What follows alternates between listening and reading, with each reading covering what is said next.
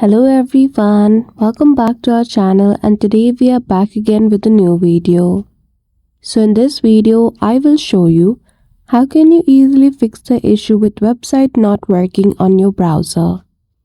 So without any delay, let's get into it. For that, firstly open your web browser, click on the three dots at the top right corner and go to settings. In settings, go to privacy and security. At the top, you will see the option of deleting browsing data. Simply click on it and in the time range, choose the time range you want. I'll be simply choosing the last hour and click on the delete data.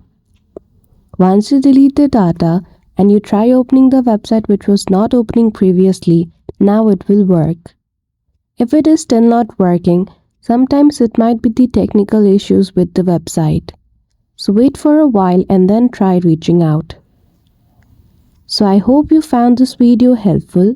If you did, don't forget to give it a thumbs up and subscribe to our channel for such tutorial. Thank you for watching till the end.